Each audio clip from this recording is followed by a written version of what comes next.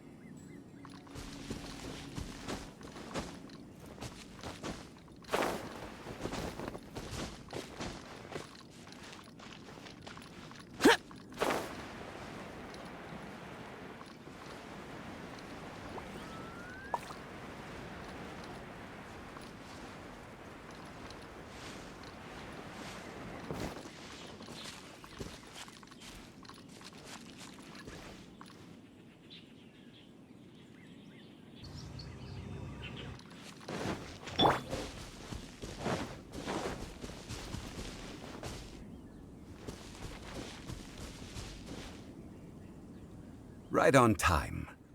I myself only arrived moments ago. Oh, really? I don't believe that for one moment. Did you enjoy your visit to the Jade Chamber? It was so big and pretty and expensive. Paimon's never seen such a fancy schmancy place before. Indeed. It's second to none in all of Liyue. Then you met with Ningguang, I trust? What did you talk about with her? Oh, are you fishing for information, Zhongli? She's super rich and so generous. Paimon thinks she's very friendly. Business people are always friendly when it suits their interests. Yeah, his take on Ningguang is quite different from Paimon's. He thinks that even the tactless Yuheng is more trustworthy than her. Well, I'm so sorry. I don't look at the traveler doesn't look at the world so naively like you do, Paimon. Oh, so you also met with keqing then? What did she have to say? Oh, so it's keqing? So that's how you pronounce her name, actually. I think Ningguang pronounced her name differently too, right? She said the time of the Adepti has long passed. If even the Liyue Qixing don't want to face that truth, then what future is there for Liyue? No respect for the divine. Indeed, contrary to the ever-bold keqing, Ningguang is more of a businesswoman at heart, though they are both members of the Qixing. Although she's friendly, there's no way of clearly discerning her true intentions. Ningguang is highly ambitious. After all, she wants the Jade Chamber to encompass the entire Seven Nations. Yes, she has only relied on herself to rise to her current position. No ordinary person could ever achieve that. It's said that she's the one behind the constant expansion of the Jade Chamber. It's the second most important thing to her. Even if she ever gave up the position of Tianquan, she would never give up the Jade Chamber. The Jade Chamber is only second. What's the most important thing to her then? Why, Mora, of course. No surprises there. All Ningguang talked about was the Fatui this and the Fatui that. She said that after Rex Lapis was murdered, the Fatui have constantly been trying to sink their fingers into Liyue, and that they aren't to be trusted. That is how the Fatui have always been. It doesn't surprise me in the least. And now they are trying to reproduce a sigil of permission. Oh, did that take your interest, Zhongli? You, after all, did make the sigil of permissions. No matter what they may be planning, you must be careful when dealing with the Fatui. Always be on your guard. And you're here, and you were being buddies with Childe and all. So, is there anything we need to get for the rite of parting in Diwa Marsh? Yes, as a matter of fact, there is. Today, we'll be gathering wild glaze lilies. Oh, I think I know where this is going. Glaze lilies? But why did we come all the way out here? Doesn't the garden in Yujing Terrace have some? Even Qingsa Village has glaze lilies. Oh, right! Paimon remembers that Madame Ping is always tending to flowers. Maybe we could ask her. No. Those lilies have all been gardened by people. They won't do it all. Dihua Marsh used to be full of glaze lilies. It is a sort of joyful flower that listens to human song. Before the Archon War, Dihua Marsh was all dry land and fertile soil. But the war caused landslides, and the land was flooded, turning it into the marsh you see now. Nearly all the glaze lilies were wiped out. Of course, there are some kinds of flowers that have been preserved and gardened by people in the city. But very few people know that glaze lilies may still be found in the wild. Wild glaze lilies have the strongest fragrance. If we want to follow the true tradition of the rite of parting, we must grind up the wild lilies and place the powder in a censer of everlasting incense. But I'll need your assistance in gathering these flowers. So how did the traveler figure that he has to sing?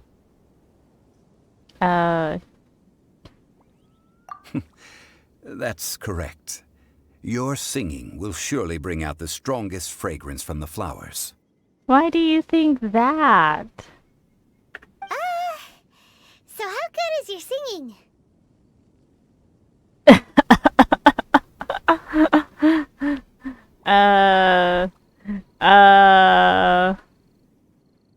Should I... Let's brag a bit, okay? I'm a pro. Just step back and listen. Really? Why doesn't Paimon believe you? Oh, really? Then why don't you be the one to go and sing then? We'll only know once he starts singing.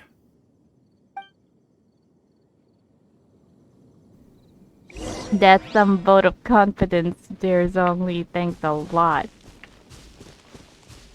If you don't trust me in singing, then why don't you be the one to sing then?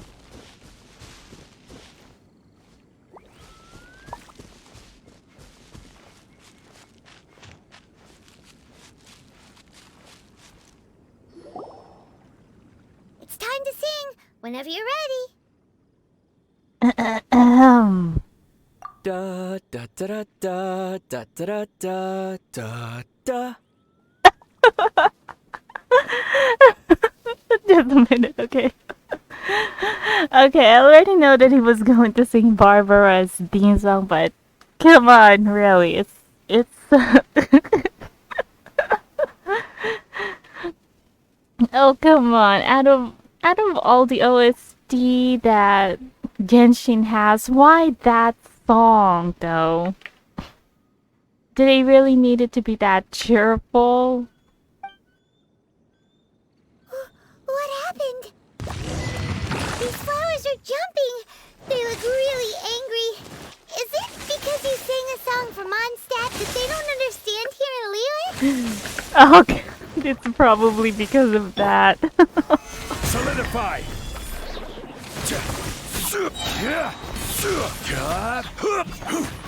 To dust!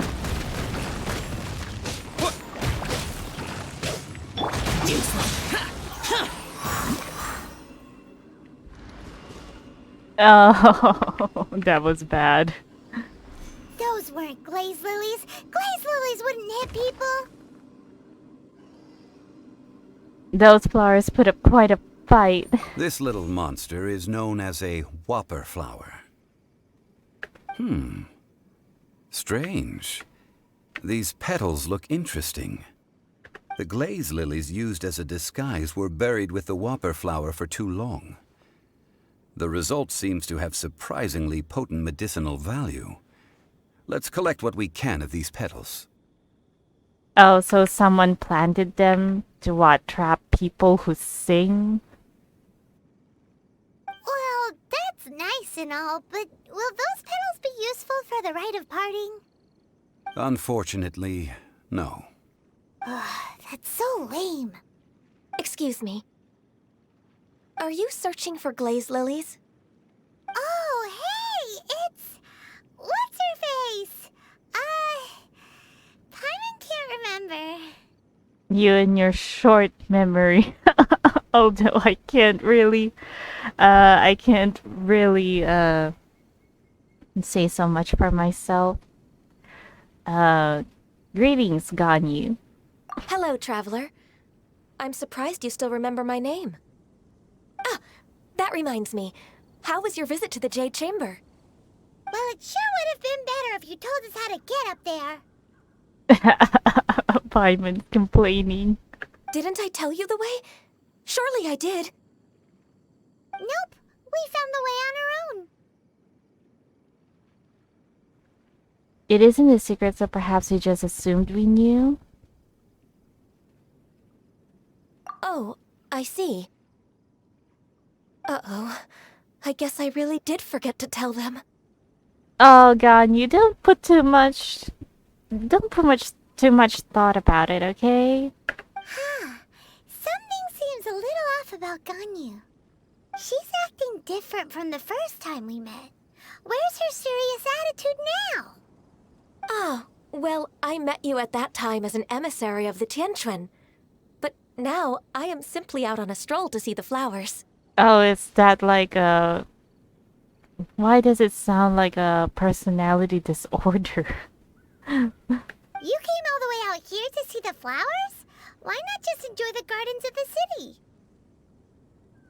I mean, to be able to just switch from one attitude to another. Although I guess people really do have that, like the professional business sense and different from the casual private life they have. Oh, what the heck am I talking about? Yujing Terrace is where Rex Lapis parted from this world. If I strolled through those lonely gardens now, I wouldn't be able to bear it. Whenever my duties take me near Yujing Terrace these days, I draw the windows to block my view of the gardens. Oh, sorry. We shouldn't have brought it up. No, it's quite all right. I just haven't processed my emotions yet. When the Archon War came to its end 2,000 years ago, the first iteration of the Seven would gather in Liyue and drink with Rex Lapis. But 5 of those original 7 had already passed before Rex Lapis.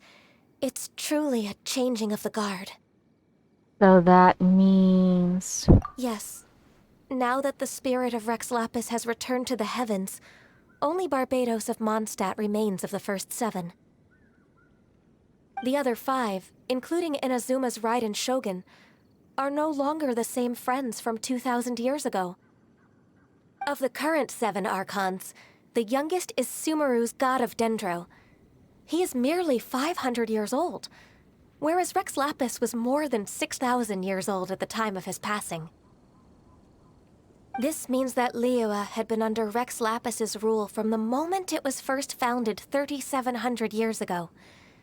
The city has never had to bid farewell to its deity. Oh, we're hearing about the history of the 7 somewhat in little details. So what do you think of this farewell? Huh? This is a little sudden. As a mortal, I've never dared to imagine a Liyue without Rex Lapis. But as an Adeptus, I think I will eventually come to grips with reality. Since Rex Lapis has passed, the time of Liyue's contract with the gods and Adepti has now reached its end. Huh? Did you just say As an Adeptus? Yes, I am a mix of human and Chilean. Adeptus blood flows through my veins. I fought for Rex Lapis and the city of Liyue during the Archon War. So that means our little Ganyu is actually thousands of years old too? After the war ended, I signed a contract with Rex Lapis and took the position as secretary for the keqing. I've continued those duties to this very day. So you're half Keeling. That explains the horns. Well, let's save that conversation for another day. You say that you are here looking for glaze lilies? I also know where wild glaze lilies can be found. See, I've just picked one myself. Here, you may have it if you wish. Did you sing to it?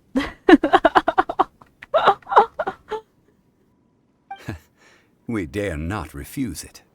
Oh, so did you sing a song before you picked the lily? Oh, so Paimon even asked too. Indeed, I did. I know this tradition well. In fact, I sang a local Liyue ballad to it. Wow, so you really know your stuff, too. Thanks, Ganyu. No, it is you who I should be thanking. If not for this chance meeting, I never thought that I would be able to contribute to the upcoming farewell for our ancient lord. If you would excuse me, I should return to my work now. Good luck. And that just about does it. Our preparations for the rite of parting are mostly finished. Given the ease of picking glaze lilies, I think this was a fitting end to our tasks, in more ways than one. Zhongli, you seem suited to working in agricultural development. Yeah, Paimon can already imagine him starting a business in Liyue. I've had enough ventures in my life already. Beginning a new undertaking is always difficult at first, and requires no small amount of effort. And once business is at full steam, the stress of it all only wears away at you over time. So you must be careful to take the time to step back and re-examine yourself. If left unchecked, the wear and tear on your heart may go well past mending. Wow. See? Zhongli sounds like he's already seen it all. Yeah, because, well, we know why. Alright, I think it's about time we head back to Liyue Harbor now.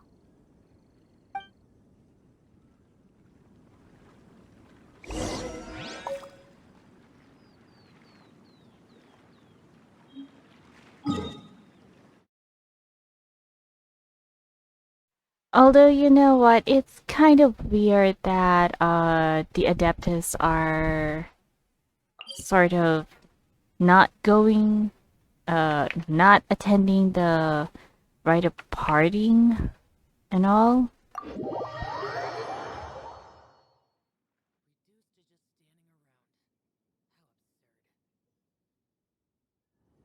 I mean, Ganyu could have gone with us.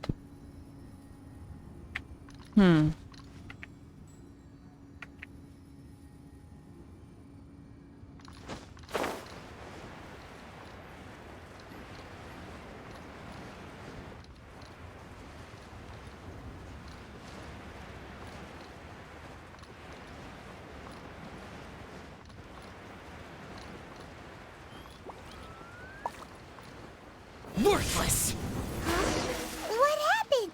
The city gate is swarming with Millilith and... the Fatui? This atmosphere is highly abnormal. It seems as though something big has happened. We should ask around a little, just to be safe.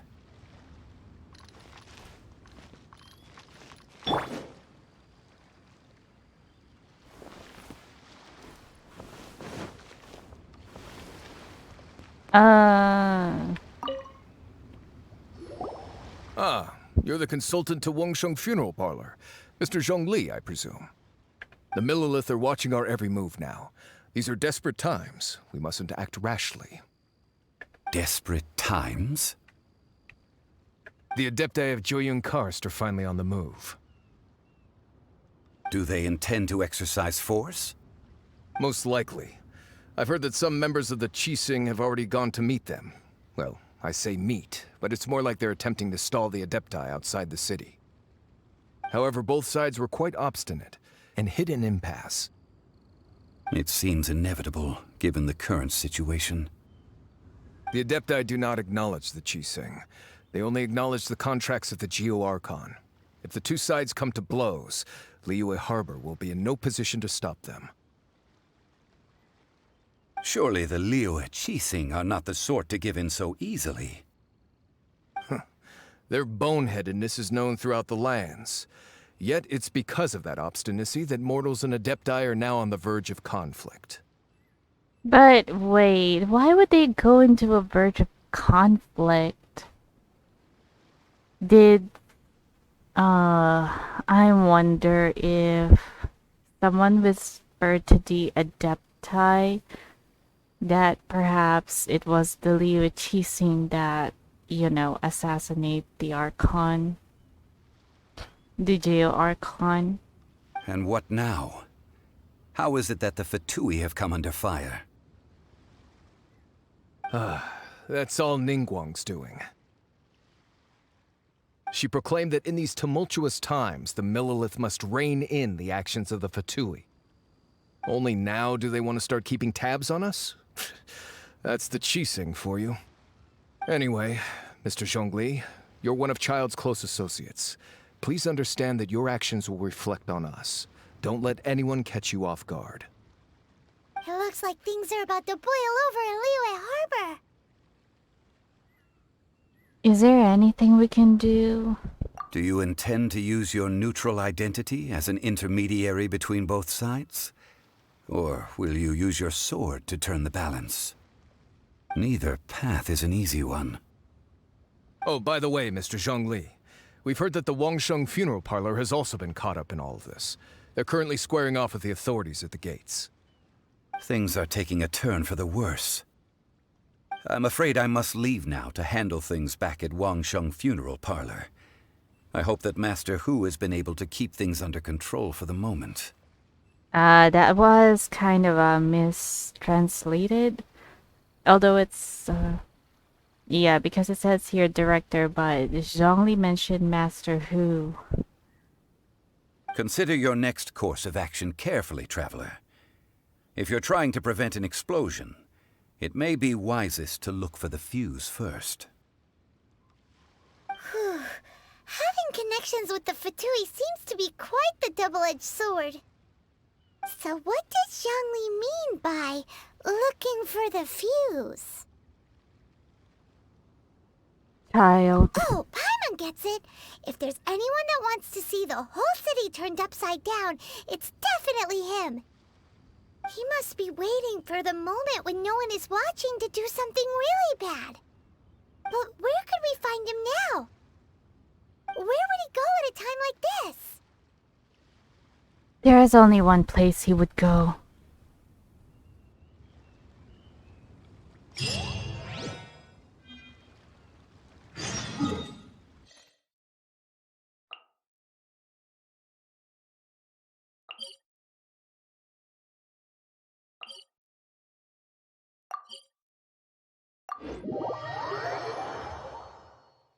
Yeah, we're heading to the Exuvia now, to the Golden House.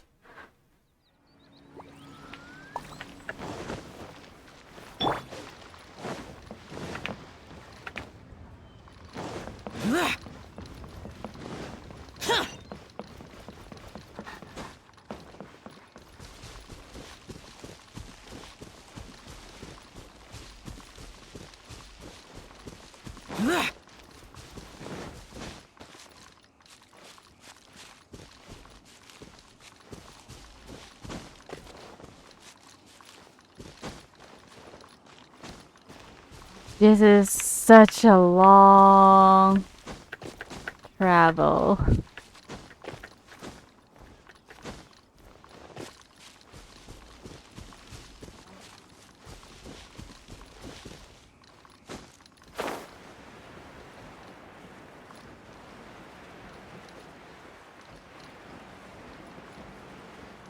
Here!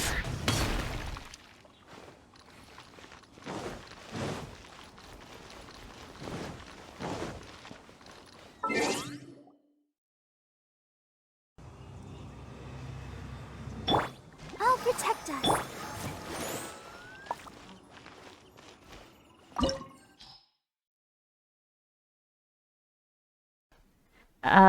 Yep, here we go. Time for a face-off with Childe. How is it that there is no possible rewards written?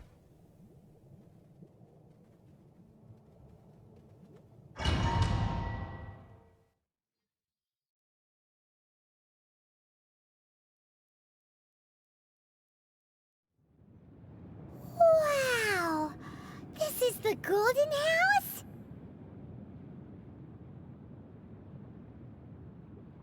It looked impressive enough from the outside, but who would have guessed that it was even fancier on the inside? And so full of Mora. Oh, fine. It's serious time. This is where all of Teyvat's Mora is minted, right? In that case, maybe they won't notice if a few Mora go missing. Right. If it were that easy, this place would have been emptied long ago. Oh, so it's a trap! Tricky, tricky. Good thing Paimon's got you here. Oh, really? I think I'm the one who's keeping tabs on you not to get me in trouble. But even if we can't take any, we can still have a closer look, right?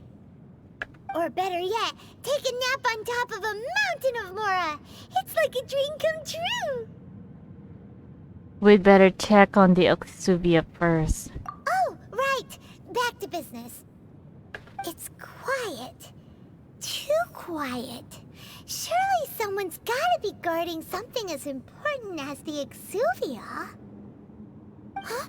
Look! What happened here?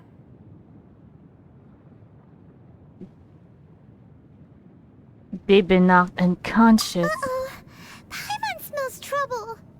Quick! We have to go make sure that the Exuvia is all right.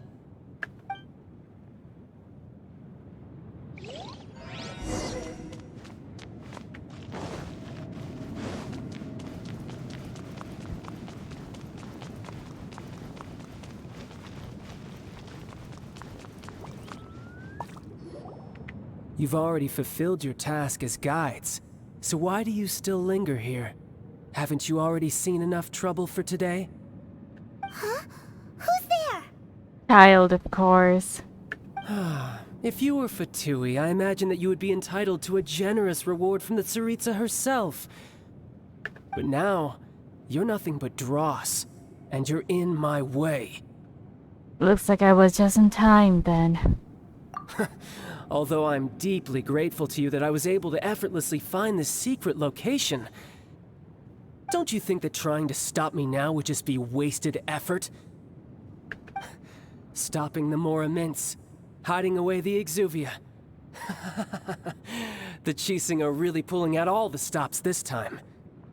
So you've been planning to take the Gnosis from inside the Exuvia all along? As one of the 11 Fatui Harbingers, it's my duty to see the will of the Tsaritsa fulfilled. She will get that which she desires. Not if I have anything to say about it. I'm not asking for your blessing, and there's nothing you can do to stop me anyway. Oh, you really think so? The time for discussion and diplomacy has already passed. I mean, if it were up to me, I would have skipped that stage to begin with. But I'm willing to do as the Tsaritsa deems fit. Either way, we now come to my favorite part. A simple pleasure, and one that I am oh so delighted to be sharing with you. The battle. Battle? So you're the type that goes looking for trouble, huh? You could say that. When Signora offended the deities outside the cathedral in Mondstadt, she swiftly left the scene once her mission was accomplished.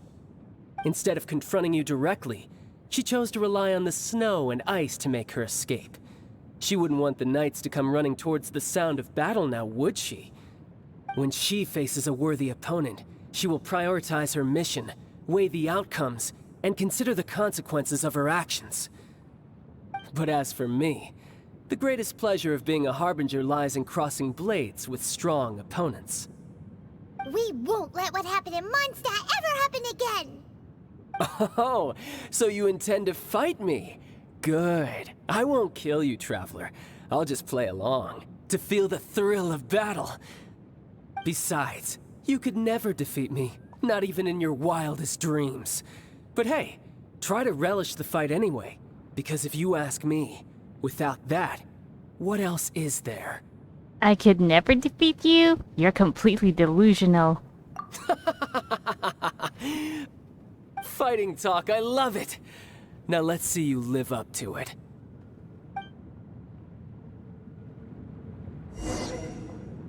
This chance is hard to come by, so show me all you've got. So very few ever get the chance to square off with a Fatui Harbinger.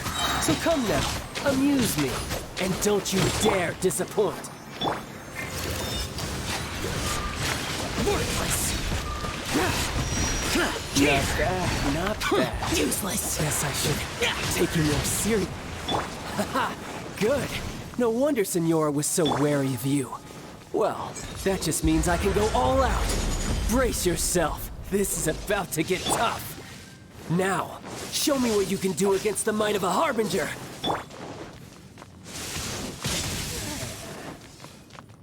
Let's dance! Raging tide. Gather!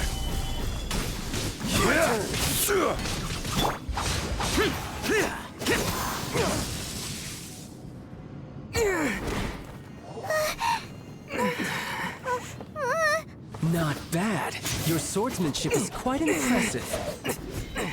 But that's about as far as you'll get.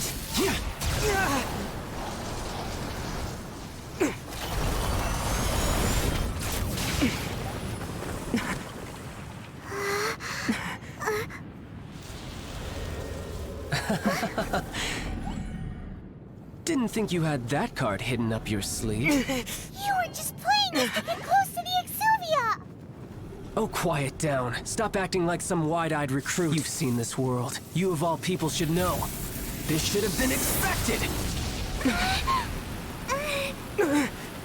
Well then, I'll be taking Morax's Gnosis now! Huh? I see. Well, this is most unexpected. You beat me to it, didn't you?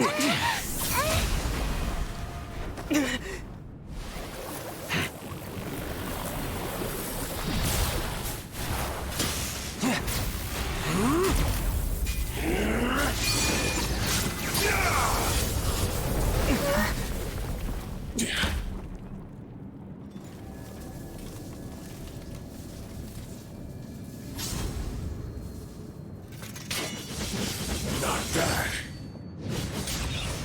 But this is going to cost you! Yeah!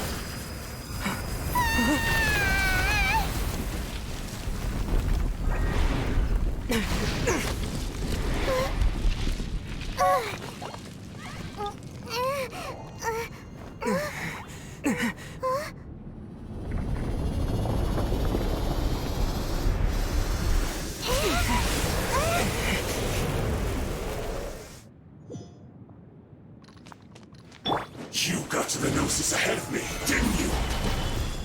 Did you simply move faster? Or did you leak the information regarding the Golden House to me on purpose? No matter. Hand the Gnosis over, now! Don't make me take it from you! We didn't take it! Stabilize! Some you win, and some you lose. Look! Childe's back to normal again! Well then, time to cool off. It seems the burden of the foul legacy transformation was too great for my body. I lacked the opportunity to think this through. And now that I consider the matter more carefully, you never had any chance of beating me to the Gnosis.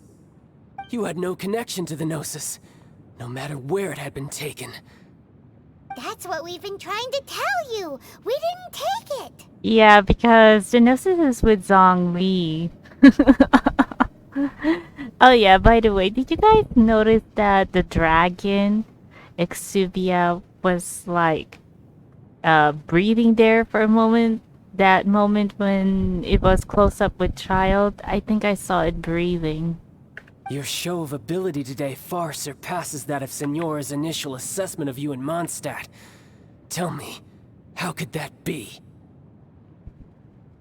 Because I'm gradually restoring my former power. Yeah, let's go with this one. You already know the answer, don't you? I can see it in your eyes. But if that is a secret you wish to keep, I guess I'll just have to curb my curiosity. This battle has already left me satisfied. Anyone who strives as I do to grow stronger shall be called a friend, even if our friendship can only be shown in battle against one another. Pretty sure that's not the normal way to make friends. Unfortunately, I must bring this amiable conversation to an end. My quest still beckons. Given that the Gnosis wasn't taken by anyone, then we must look once again to the beginning. Perhaps it was never in the Exuvia to begin with. In fact, it might be that the Exuvia was just a diversion of sorts. What? So you mean that... Rex Lapis still lives? Yes, it appears so. Interesting to say the least. It seems that the guardian deity of the capital of commerce is also well versed in little maneuvers beyond the boundaries of contracts. As such, we must now look to our backup plan. Backup plan? I had hoped it would never come to this, for the weak will be swept away in the process. Oh, there was another wrongly subtitled conversation. The truth is, the world belongs to those who pursue strength. I seldom willingly involve myself with the weak. Yeah, still wrong. Unfortunately, we cannot be picky about our methods as Fatui harbingers. Children must all learn to eat their vegetables sometime. So what are you planning to do? I will awaken the god that lies dormant beneath Guyun's stone forest. A god? Osial, overlord of the Vortex, who was defeated by Morax, the Geo-Archon in the Archon War, and who has remained pinned beneath the waves by the Geo-Archon's stone spears ever since. If such an ancient god were to be unleashed upon Liyue Harbor, defenseless without the protection of its deity, do you think the cunning Rex Lapis would just stand aloof and watch the ensuing destruction? But the Archon War ended 2,000 years ago. How can an ancient god appear in a world now overseen by the Seven? Simple. I've already prepared the means to awaken it. Hey, those are sigils of permission! Oh, Paimon remembers now. The Fatui have been researching them. You've been trying to duplicate them. Indeed. The one that was given to you was just a byproduct of our research. With the power of so many sigils of permission concentrated in one place, along with that which was bestowed upon me as a harbinger by our Tsaritsa, breaking the subduing might of the Geo-Archon spears for a time should be no obstacle. Using the powers of ancient gods in such a situation fails to interest me, and is largely against my principles. But knowing that such an action will not only force the Geo-Archon to show its hand, but you as well, that makes matters a little more intriguing.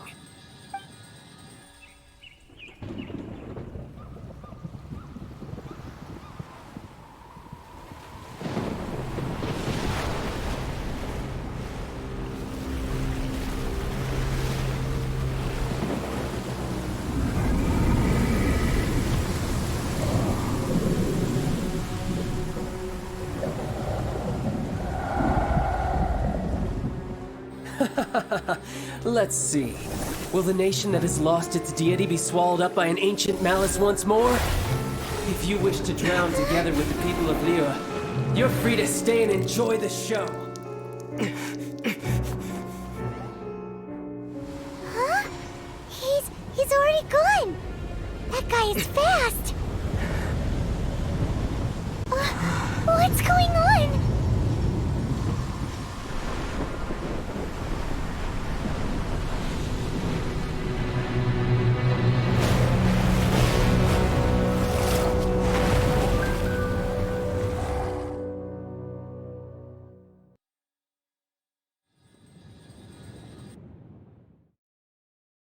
I can still see some hanging scenes here and there, I guess.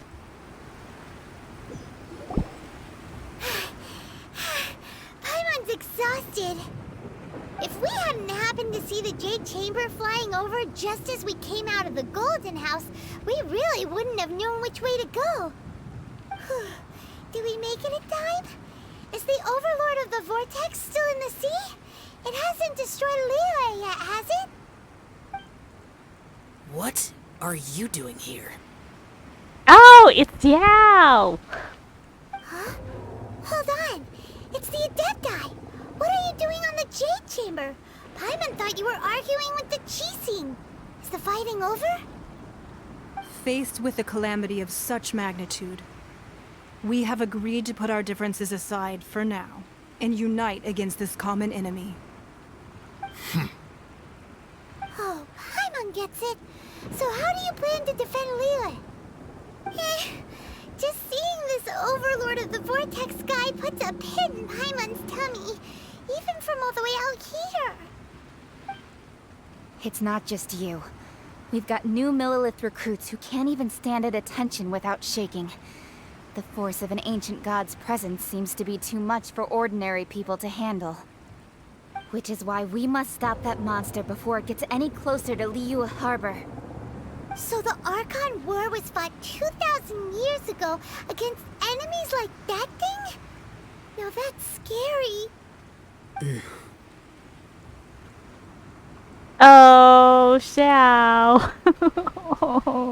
So will the power of the keqing, Millilith, and Adepti gathered here be enough to stop that god? We've already discussed this together, and our conclusion is... not necessarily. What? But all of you are supposed to be the guardians of Liyue.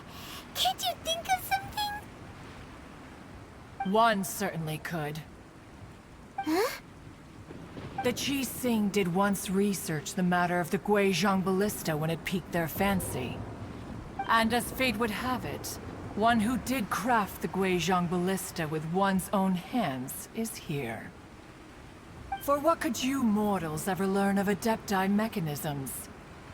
Yet, it would take one, but a little tinkering to turn this ballista into an engine of war beyond your wildest thoughts.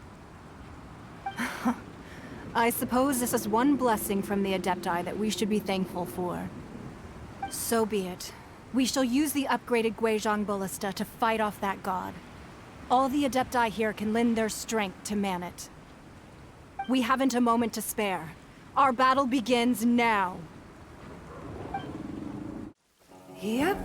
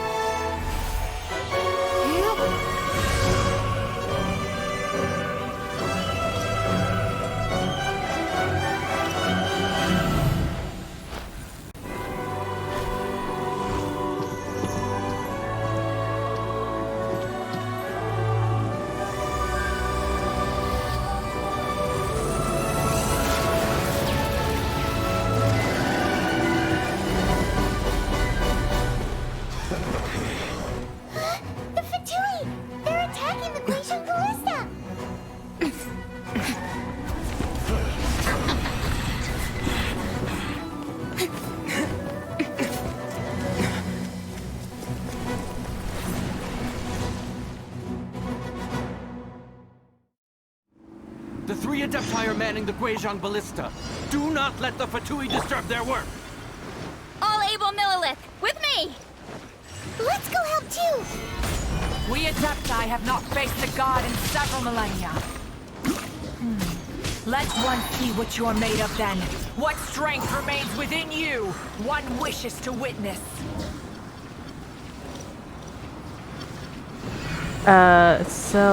Did they only come out from one area? Oh, they do not. I will have order.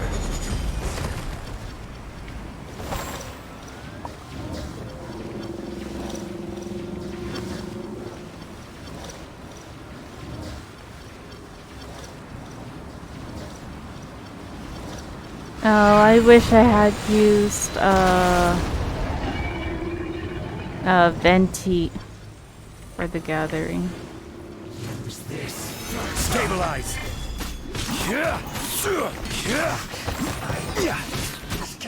Finally. So quiet.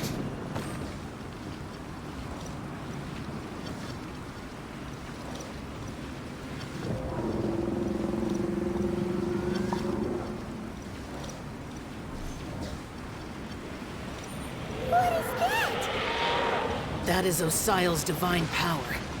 I am very familiar with it. Be careful not to get hit. Oh! Oh! That was... The Fatui! Oh! Their attacks are unrelenting! How daring. Snezhnai's diplomats will answer for this afterward. Every last one. Put your back into it!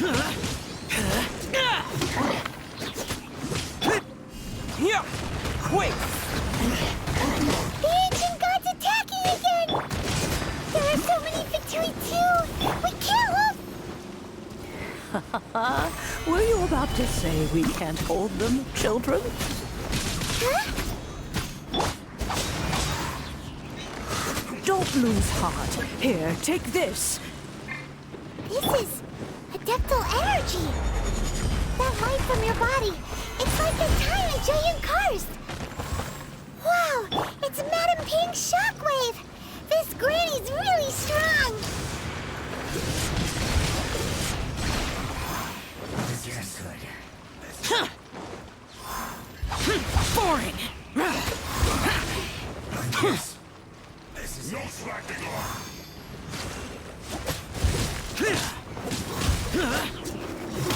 My work.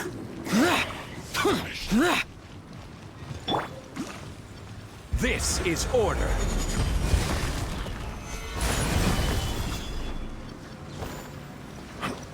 With the blood of the Chilean, I guard you against evil! Cast your fear of injury by the wayside, and fight with all your might! I too did this during the Archon War! So this is what Ganyu's like in a fight! Stabilize. My name means swiftness. Take my power and run as I do. We're going too fast!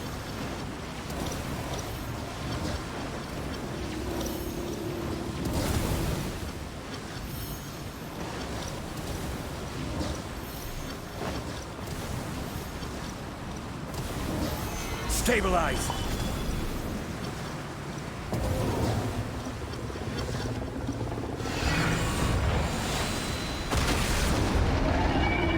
Child, you are strong in body and spirit.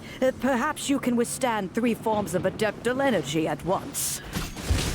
This will hurt a little. Please bear with us. Once you've adapted, try to use them in battle.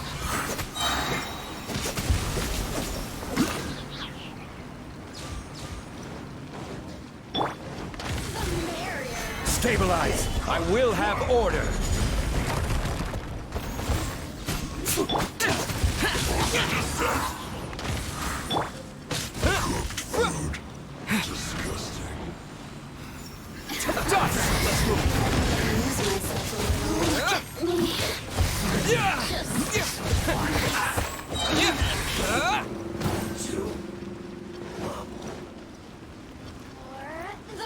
Terra Smash! Exercise caution! I fear that the god's power has reached its peak! In other words, if we hold here, there's nothing worse to come, right? I guess this is it.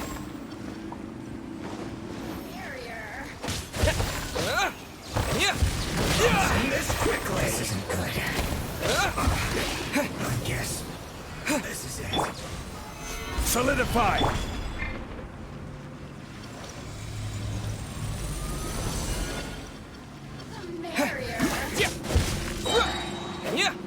To dust! Look at me. Just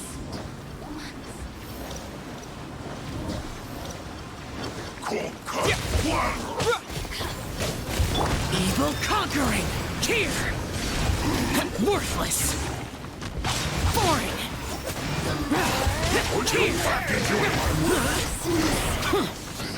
The Fatui's numbers are thinning!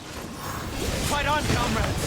Once we finish this lot off, the Adepti will be able to deal with the god in peace! Stabilize!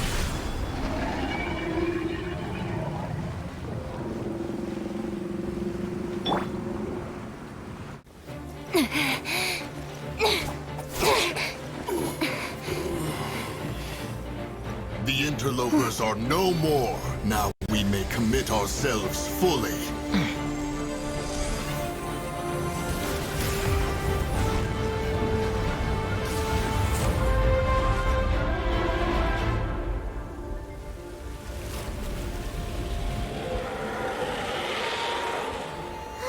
it's working! We just need to keep this up!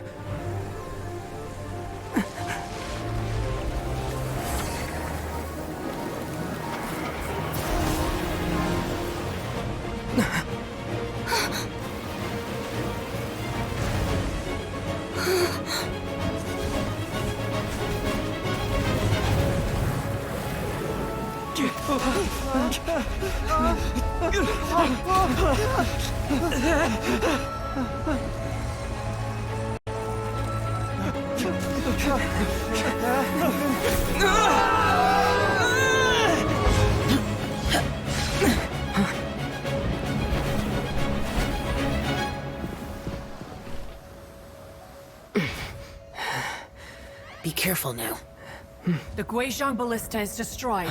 Without its covering fire, retaliation shall be difficult. But the Jade Chamber is our last line of defense. We can't give another inch, no matter what. I have another idea. What do you mean, Lady Ningguang? I'll sacrifice the Jade Chamber. What is the meaning of this? I understand. Traveler, lend me a hand. Farewell, old friend. Goodbye for now. Let us meet again in the future.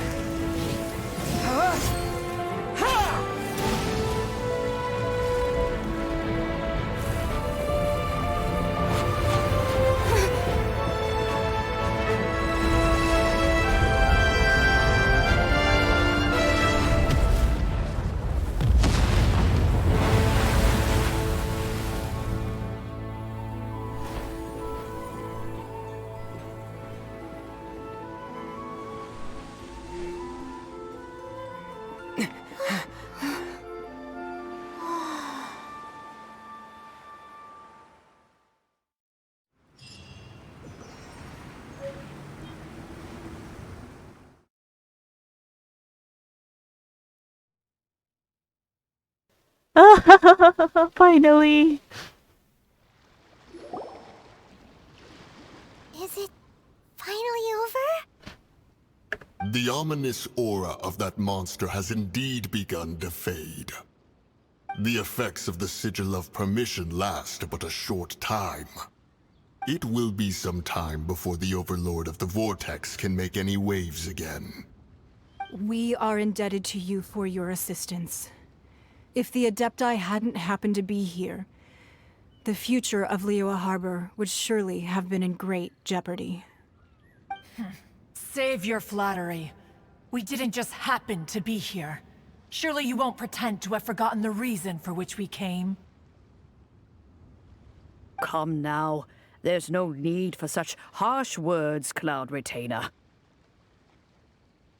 I've heard that when Ningguang began learning to do business, she had already started setting aside part of her then limited income in preparation for building the Jade Chamber.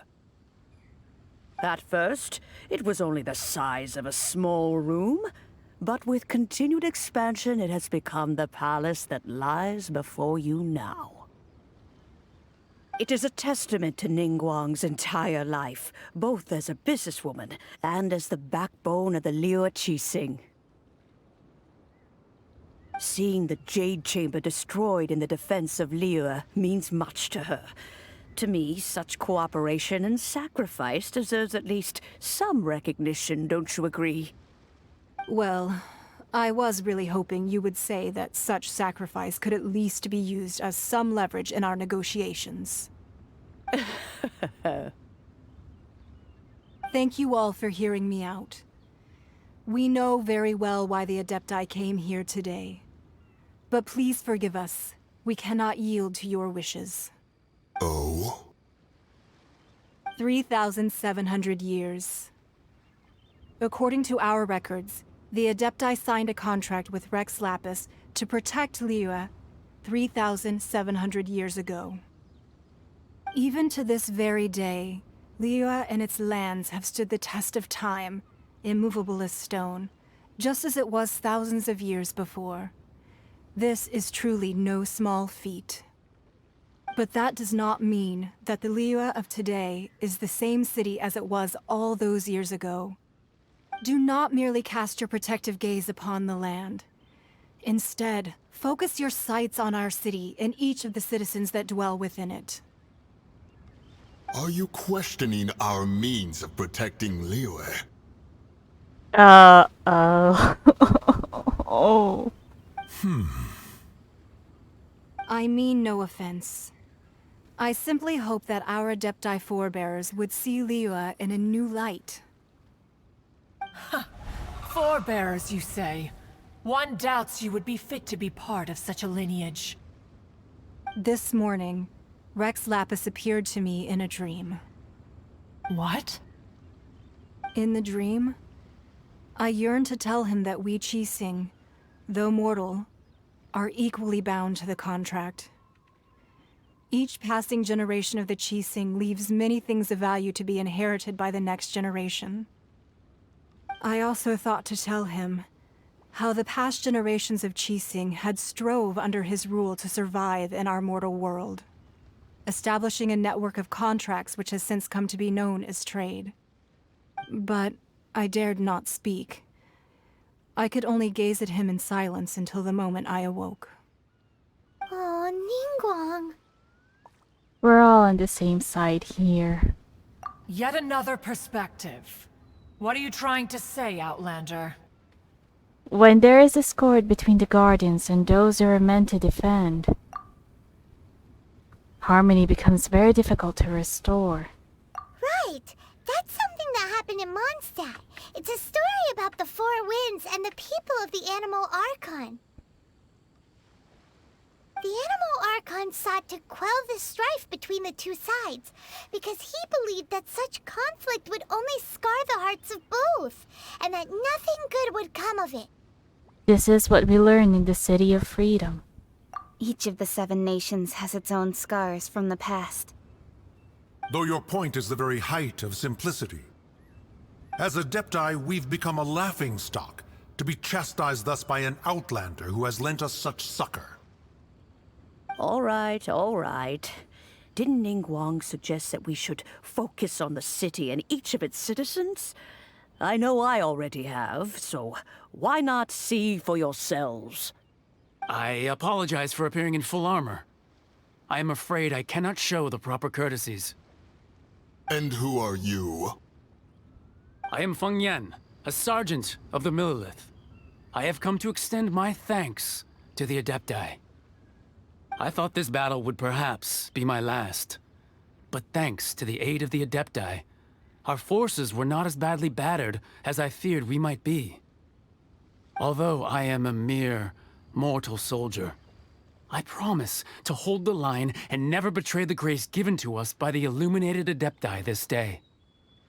Huh?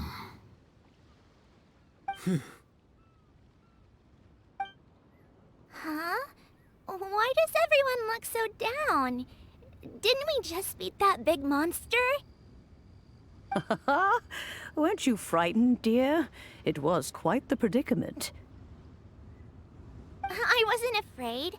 All the strong Millilith guards were there, and those powerful heroes with their visions were there. Everyone was there. When danger is near, everyone always protects me. And the rest of the time, they make fun toys and tasty snacks and loads of things that make the harbor so pretty. Thanks for protecting Liyue Harbor. Please come visit us for the next lantern rite. Unfortunately, we wouldn't be able to participate. Huh? Because we are Adepti. Oh, okay. It must be hard being an Adeptus. Aww. You see, this is what Liyue is like today. The country of contracts is grateful to the Adepti for their protection, but it is no longer necessary for the city to rely on the Adepti's power to solve every little niggling matter. Although their blood is weak, there is still strength to be found in those we call mortals. The time of contracts between gods and Liyue has long since passed. Now is the time of contracts between Liyue and its people. Seeing the port around us now, it is hard not to feel a bit out of place. Wouldn't you say so, Cloud Retainer? Your line of inquiry is askew. One did not spearhead this expedition to Liyue Harbor. Seems like the Adepti have had a change of heart. They've listened to what the people have said. Let us return now. Eager to leave, conqueror of demons. Xiao has always been such a party pooper, I guess. Yes, one understands what the conqueror of demons means. The city of Liyue has changed much after our long separation. One fears that by the time one finally grasps the new contracts of Liyue, you humans would have once again changed the place beyond recognition. Fair enough. Away we shall, and return whence we came.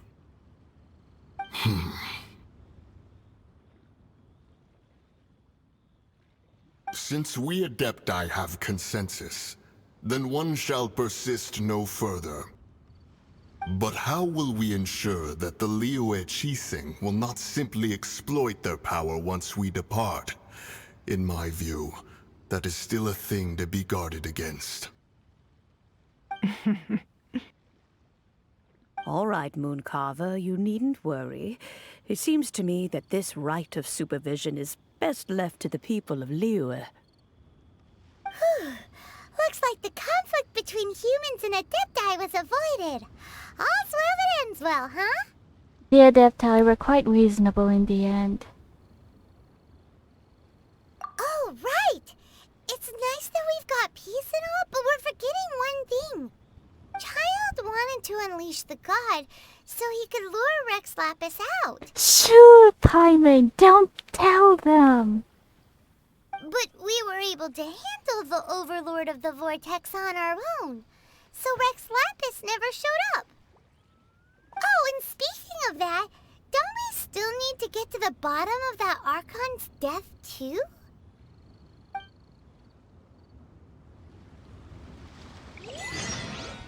Paimon doesn't get it. But isn't the strongest lead we have the Adeptiless rite of parting that we're organizing? No idea where Zhongli's going. Let's ask for him at Wangshen Funeral Parlor.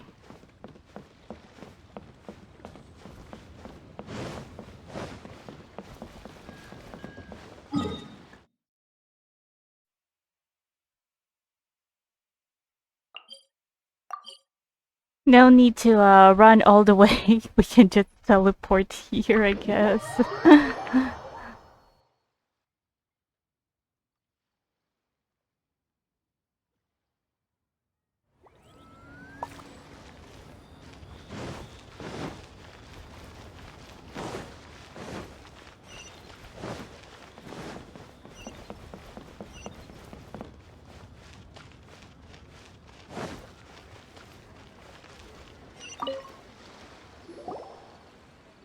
Is there anything I can do for you two?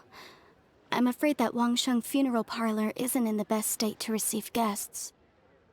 We've come to see Zhongli. Could you please tell him we're here?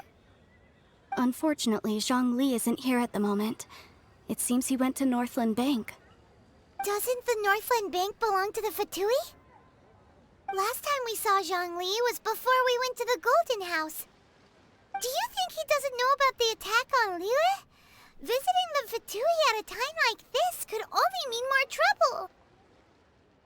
We had better go and make sure that everything is okay.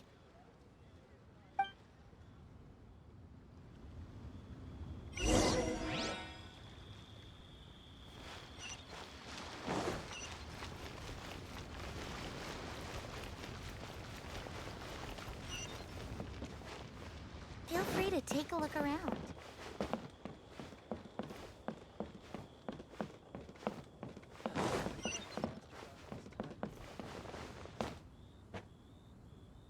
These stairs are always such a headache.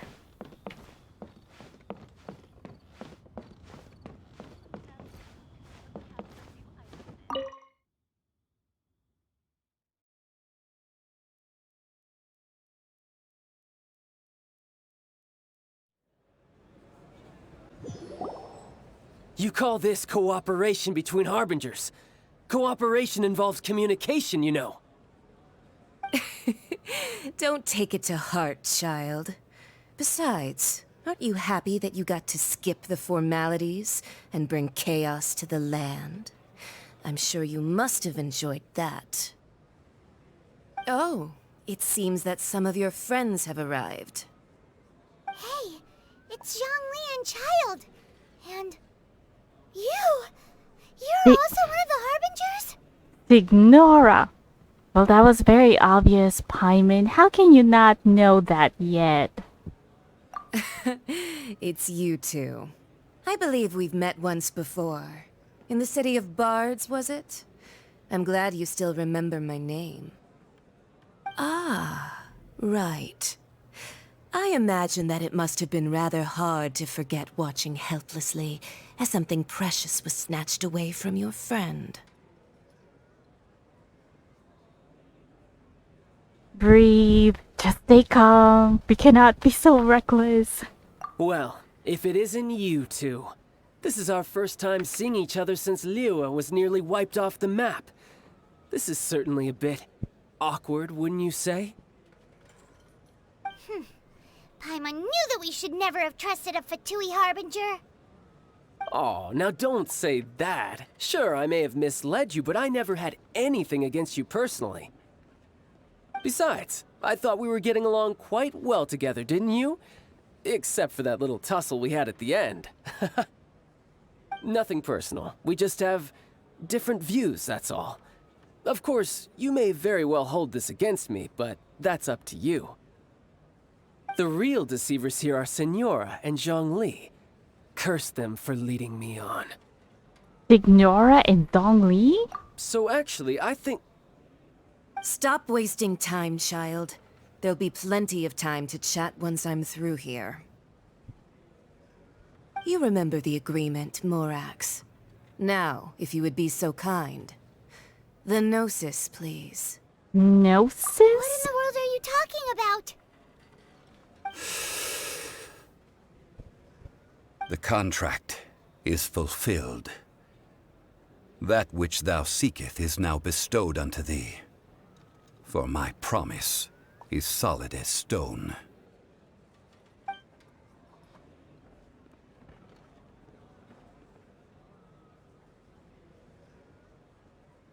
How sanctimonious.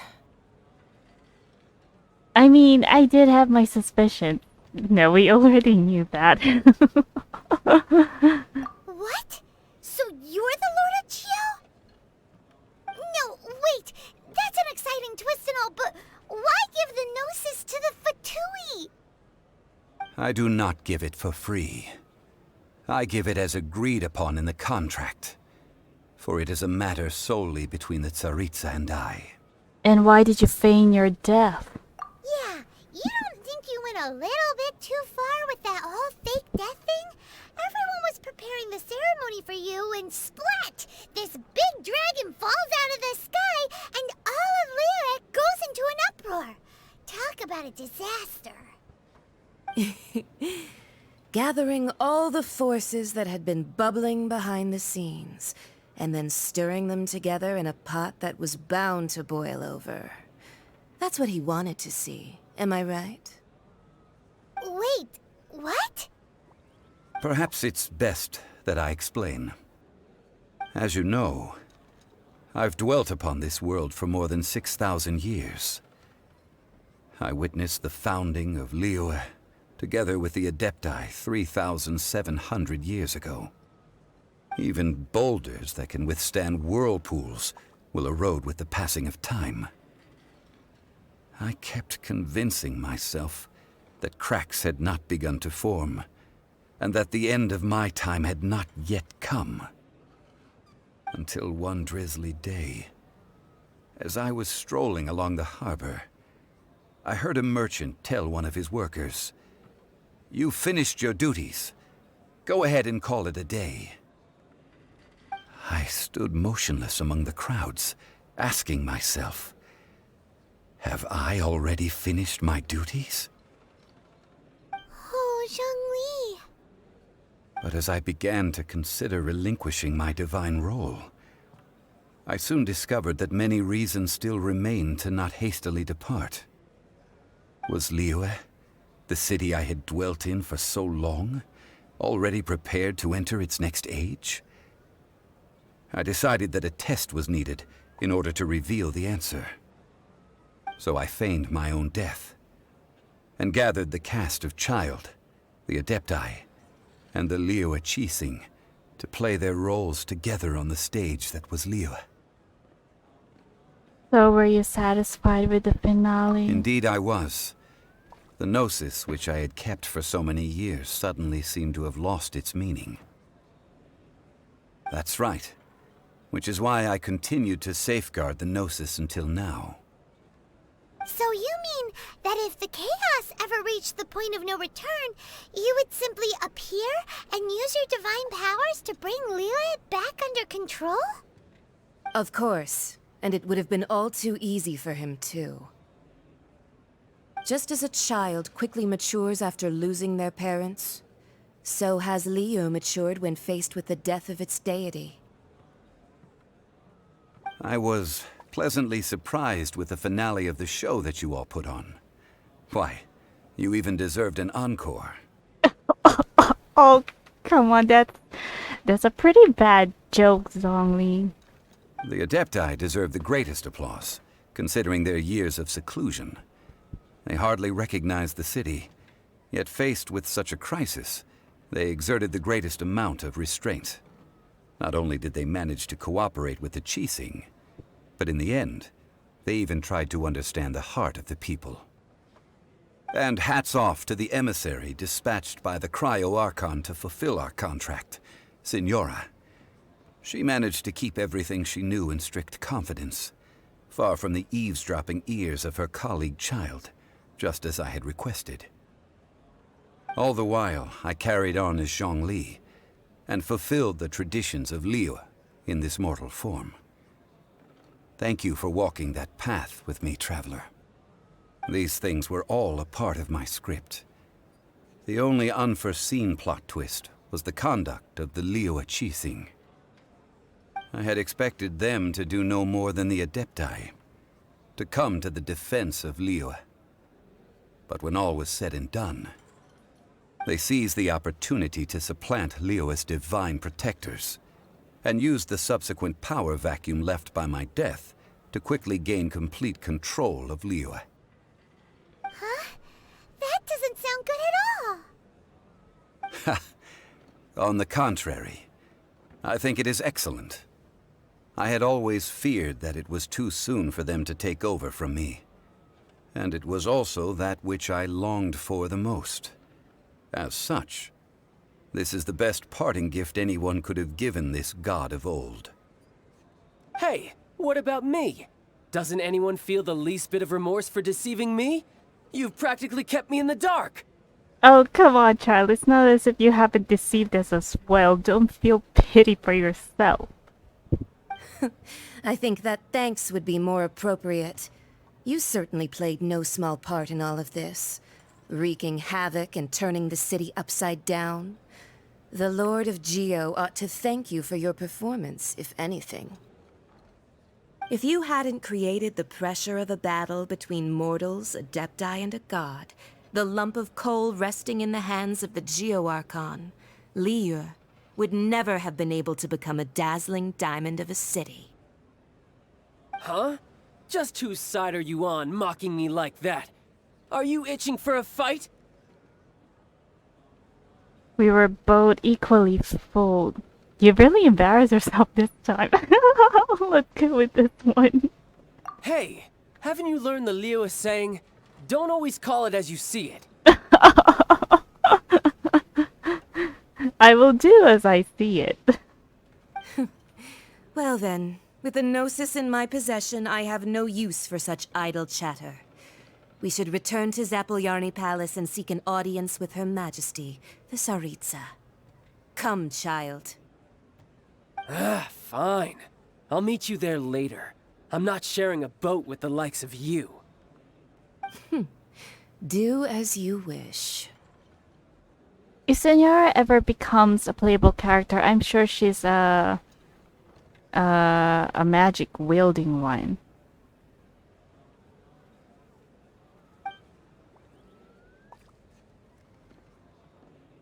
I still have Now a then, little bit of... Is there anything else you wish to ask me?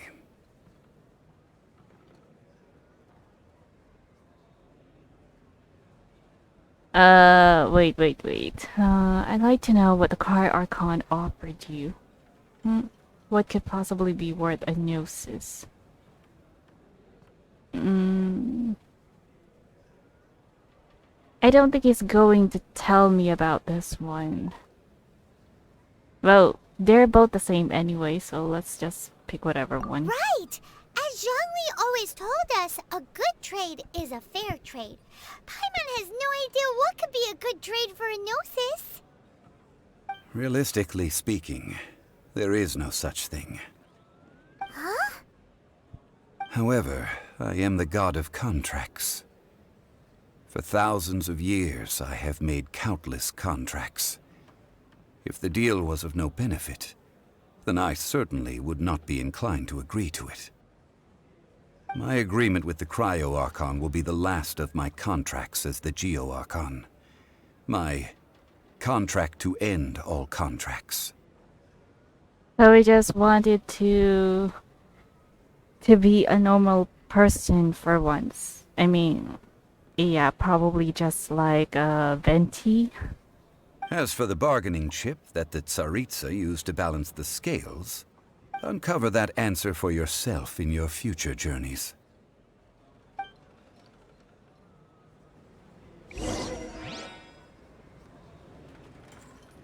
Leave Nordland back. Okay, so let's leave it. Wait, let's just do him for a while. Paimon can't absorb so much information at once. Since when have you? So, Zhongli, what sort of contract did you sign with the Cryo Archon? Paimon's so curious. One of the clauses of our contract was not to divulge any of its contents. Of course. You're so petty. No, since the Cryo Archon would definitely not want for her plan to be up in the open to anyone.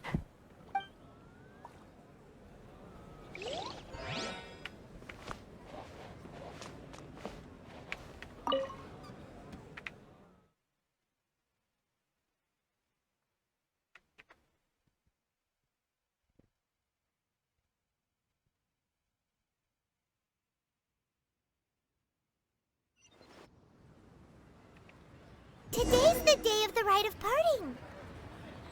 Although the star of the show is fake, we've spent so much time trying to organize it, it would be a real shame not to go there now.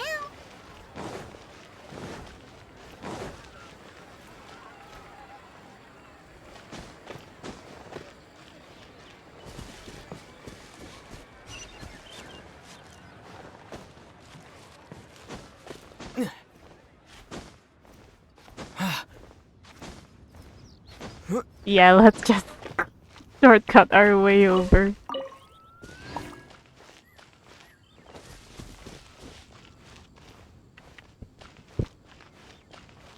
Oh, well, since we're going through with this rite of parting, I guess it means that those rumors hit the nail on the head.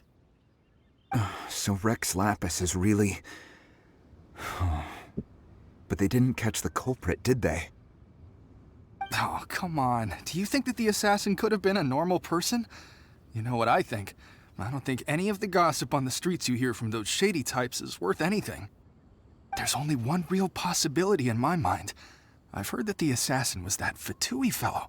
Youngish, pretty high in rank. I think they called him Childe. So I guess Childe is becoming the scapegoat. Well, he did create a lot of... I mean, he wrecked a lot of mess. He wreaked quite a havoc.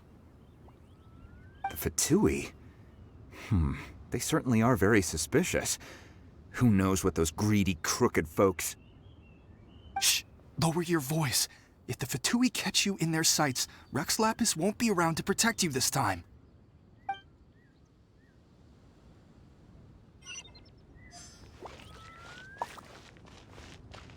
You know that god from the ocean couldn't have just shown up out of nowhere. I mean, it's been 2,000 years since Rex Lapis subdued it.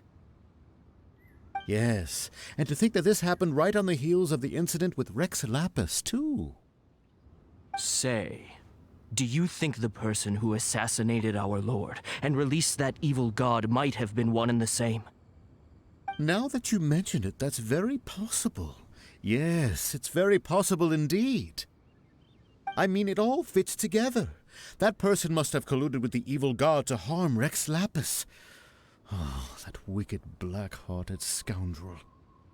Still, what sort of supernatural prowess must this person possess to be able to do such things?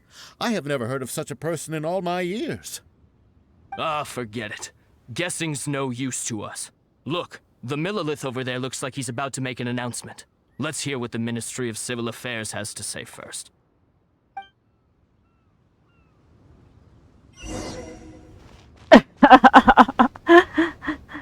I guess Childe has made quite a reputation for himself.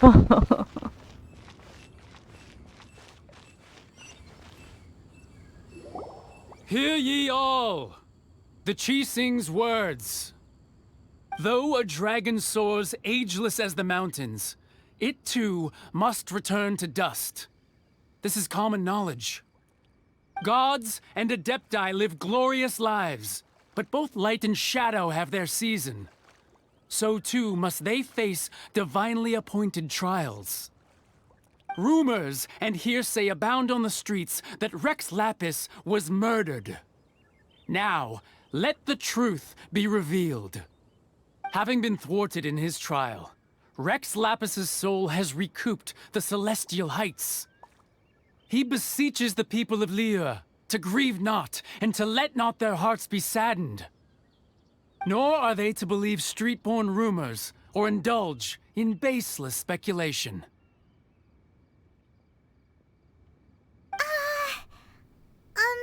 Paimon needs a translation on what the Keqing's announcement said.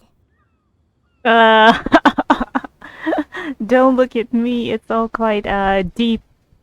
It's a very deep thing.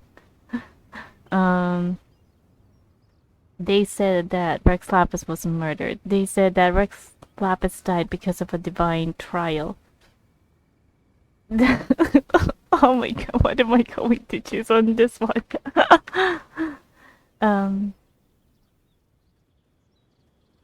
Let's go with this one. So that's how they're spinning it. Something feels off. Why would they suddenly give up looking for the murderer? Not to mention how this excuse sounds like something they just made up on the spot. Could the Qixing already have known that Rex Lapis wasn't dead? But Zhongli said that neither they nor the Adepti knew anything. Oh, but come on, Paimon, you have to remember you were like screaming it at the harbor earlier, weren't you? Did Zhongli tell them in secret after his Gnosis changed hands? That's possible. Exactly, right? Ooh, seems like the rite of parting has been going on for a while now. Let's go have a look.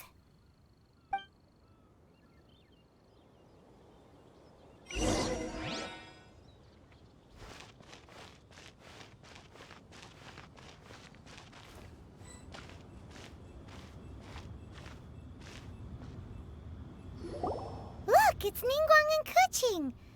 Are they saying something? Are their speeches over? As said previously, Rex Lapis's soul returning to the heavens is the end of the contract. And it is also the end of an era. 3,700 years of contracts burnt and reduced to ash. We, the people of Liyue, were indeed prosperous. But blinded by our prosperity, we forgot that time can be pitiless. The long, unending dream of our Archon walking among us. Oh god, I don't want to hear from her again. Now that we have awoken from our dream, we must learn to say farewell. Will you stand with us as we re-establish our contracts? As we build a new age of prosperity? So concludes the words of Her Eminence the Tianquan. Does Her Eminence the Yuheng have anything to add? Huh? Is she looking this way? Traveler. Yikes! She really is looking our way! No need to be scared, Paimon. Keqing isn't going to bite. Is that the traveler who they say defeated the ancient god? So young. The Liyue Qixing always repay their debts. And as you have heard, our eyes see far and our reach is long. Name your price. You deserve that much. Whoa.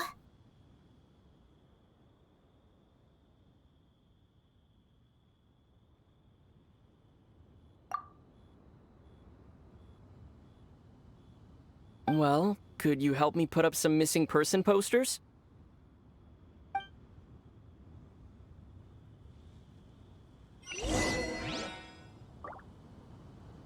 But come on, what's up with that? Well, could you help put up missing person posters? Well, it's not that there's anything wrong with what he said. It's just that his expression was a little bit wrong. And why are you looking at me, Yinger? Please stop looking at me.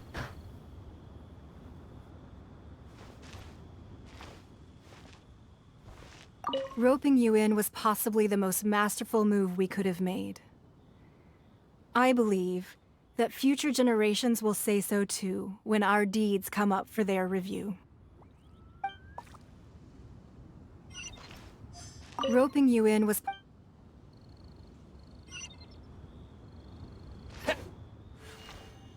Oh my god! I'm so sorry!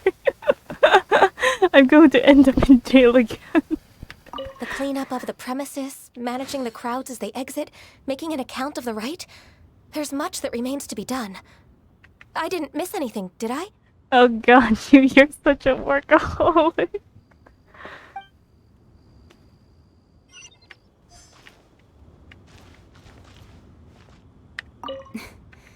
Why, you... Were you just trying to look cool earlier, or are you really that selfless? I'm just really looking for my sibling. If you were looking for someone, you could have just told me that in private.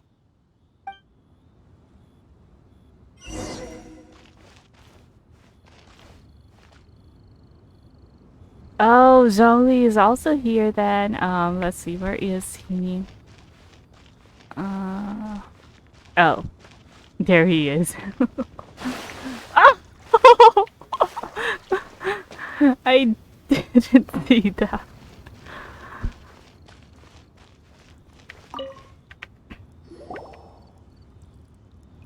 Hey, Zhongli! So you were listening the entire time? Look at this. Everyone in Liyue is caught up in their emotions, thinking that they'll never see Rex Lapis again. And here you are looking all relaxed. Right, you are, Paimon. Why would I not feel more at ease after laying down the burden I have borne for 3,700 years? Right. If the two of you can spare the time, I should treat you to a meal at the Liyue kiosk. Ha! That sounds like big talk, Zhongli. Paimon might have believed you if you were treating us to some third-round knockout, but you'd have to pay out your nose just to stand inside Liyue kiosk. Are you sure you can afford it? Ouch. Paimon, really an arrow straight to the heart. Oh no, money. No money since Zhongli, really. You're right. I do like the Mora. You've been this way this entire time, but But why would Morax lack Mora? you said it you've just spoken my other option, Paimon, thank you. As the Rex Lapis Morax, I can easily create Mora. But since I have chosen to walk this earth as the mortal Zhongli, I should abide by the same rules that mortals do. Oh, but you weren't doing that earlier, though. When I was journeying with you, though I still had the Gnosis in hand, I knew that I must soon retire from my role as an Archon. So I had to rehearse a little for my new life. Oh, no wonder. Paimon gets it now. You didn't look at the price tags when we were spending because you've never had to. But since you weren't used to not being able to just make more Mora as and when you wanted to, you had to try becoming a parasite to society who lives off of other people's credit. Looks like Zhongli has hit Paimon's nicknaming booklet. Well, we were only spending Fatui money. You don't have to say it like that. In the City of Commerce, we do not merely exchange money or goods. We also exchange knowledge, memories, and foresight, as well as positions, roles, and lives. The Archon Morax could never experience life as the true mortal Zhongli could, no matter how many times he descended to be with his people. So, how many times have you descended already to be with your people? I must thank you for that. I will treasure the memories that I made as Zhongli, traveling the streets of Liyue with you. It was a fine journey. That is true. But there is no journey that does not end. No meetings without partings. Paimon thinks that we should make a move and continue our search for the Seven. I fear that continuing your journey may be difficult. The nation that neighbors Liyue by sea, Inazuma, is presently closed. Who's the god who rules in Azuma? The Electro-Archon Ball. And just as the people of Liyue preferred to call me Rex Lapis, she too goes by another name among locals in Inazuma. Paimon thinks we've heard that one before. Raiden? Raiden, now that's a very, very familiar name. I wonder if we're going to end up meeting Mei Raiden at Inazuma. If you guys haven't played Honkai Impact yet, Raiden happens to be Mei Raiden's last name there, and she is considered to be the Hercher of Thunder, which very much fitting for the Archon of what was that again? The Archon of Thunder? No, Archon of... Oh, well, whatever. Archon of Thunder. My brain suddenly short-circuited because I suddenly heard the name of Raiden. That is the case. And since Raiden is also the Shogun of the Inazuma Bakufu, people call her the Raiden Shogun.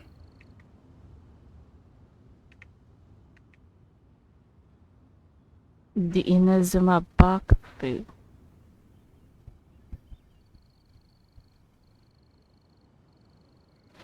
The Shogun. That said, though people at the wharf were saying that the situation in Inazuma is very tense, Paimon doesn't remember that always being the case. It wasn't that bad last year. Zhongli, since you're Rex Lapis, shouldn't you know something about what's happening there? Just how did Inazuma become a closed nation? It's because of visions. Visions? When faced with circumstances beyond their control, humans often bemoan their lack of power. But if a person shows true strength of will at a desperate and fateful moment in their life, the gods will look upon them with favor. This is what visions are. Magical foci bestowed upon those who have been acknowledged by the gods. Uh-huh. That's how people in Teyvat see it. But starting from last year, the Raiden Shogun began promulgating the Vision Hunt Decree. Vision Hunt Decree?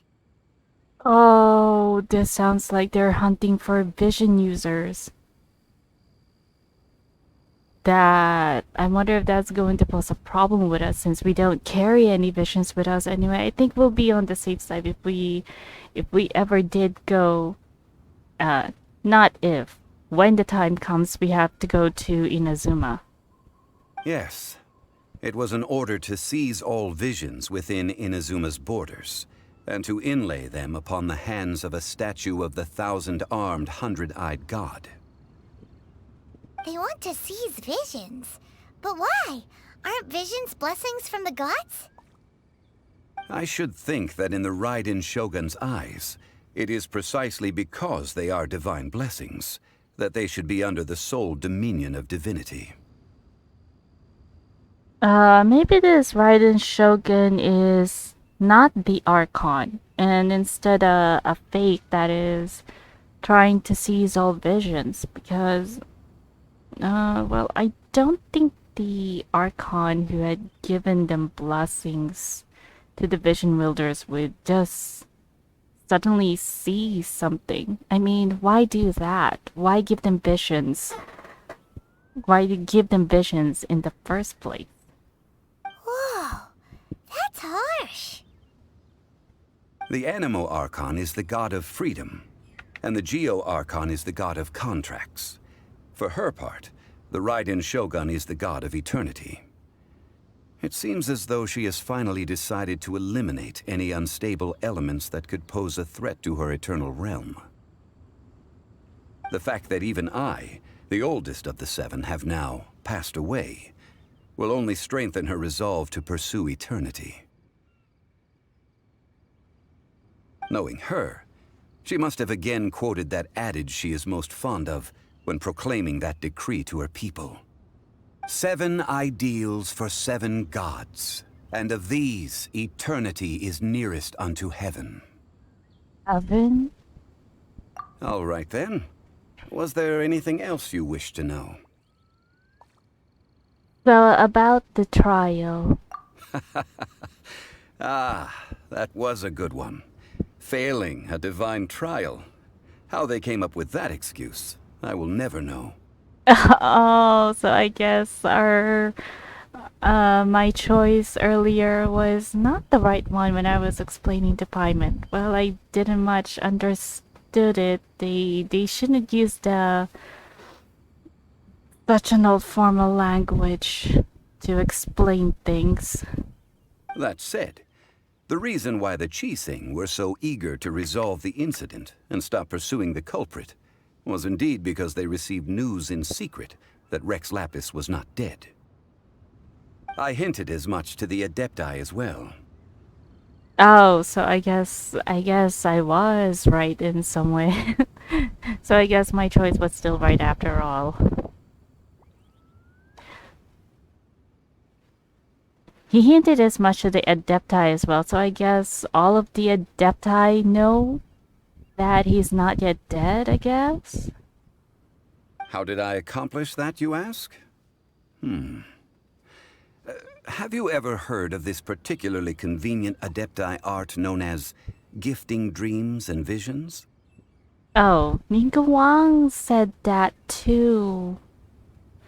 That she had dreams about Rex Lapis, so that's what it was. All right then. Was there anything else you wish to know?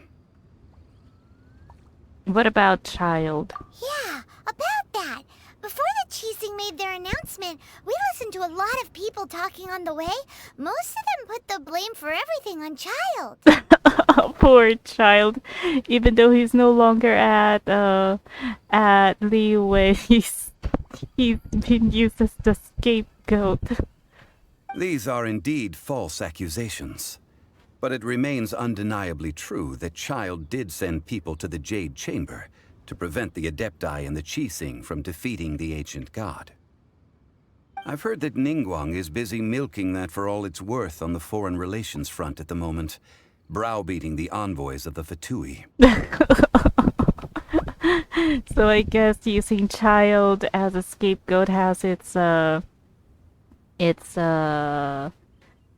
benefits for the Liyue keqing. Ha! Those poor Snezhnayan diplomats. If it were not for Childe's exalted position as a harbinger, I'm certain that they would have shifted all the blame to him and called for his dismissal by now. Oh yeah, that certainly is true if it had been an ordinary Fatui. All right then. Was there anything else you wish to know? As per the Liyue keqing. The time of the Adepti has long passed. If even the Liyue keqing don't want to face that truth, then what future is there for Liyue? I wonder if he was the one who parted that to keqing. Keqing is absolutely right in saying this. Oh, maybe not. Now, though I did laud Ningguang's desire for power, believing this to be a good thing, and thought as a matter of course that she must have been behind the keqing's plan to take governing power over Liyue from the hands of the gods and Adepti. Could the original person who brought up the idea of seizing power have been... Oh, so Zhongli perhaps thinks it was keqing? All right then. Was there anything else you wish to know? Now about Mora. That's right. Zhongli, now that you don't have your Gnosis, what's going to happen to all the Mora in Teyvat? Since Morax is dead, are they all just gonna disappear? Also, isn't the Golden House the only mint in the entire continent? Will it even continue to work? The Mora present now will not vanish. But the Golden House will indeed have to cease operations for a lengthy period of time, since creating Mora requires the use of the Geo-Archon's power. Although I don't think that they actually need the Gnosis to use their power. Oh, but I guess the Gnosis probably amplifies it. This is terrible! We're all about to run out of Mora! The world is coming to an end! Yes, This is indeed a major issue from a financial standpoint. Well, I suppose we'll just leave such troublesome matters to the Liyue keqing to debate. Then, did you at least set some private funds aside for yourself? No, he did not. Oh, a private fund. This does seem like a good, logical, common-sense idea. It's a shame. Yes, it's a shame. What's a shame? It's a shame that I didn't think of it at the time. But you never think about anything like that, Zhongli. All right then. Was there anything else you wish to know? What is there else to know? How are you going to live now? Under Hu Tao's mercy? Well then, I suppose you'll have to find a way to get inside this closed nation. Have patience. I suspect that some serendipity must first come into play. Is that a foreshadowing? Finally! Alright, wait, just a minute. We got another one, of course. Activate.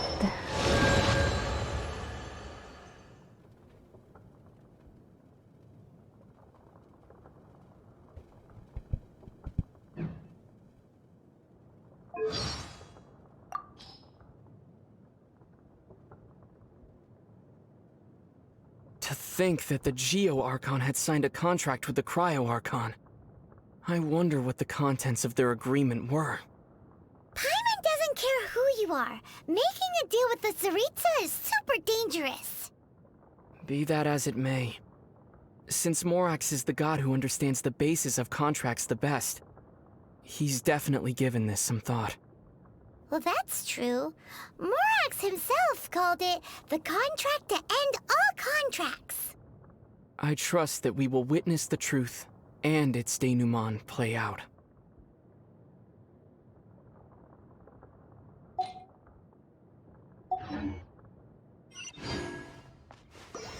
Okay, so I guess that ends it, and now we can help. It's now open, but I will be viewing this in another video. Anyways, I'm so excited for this.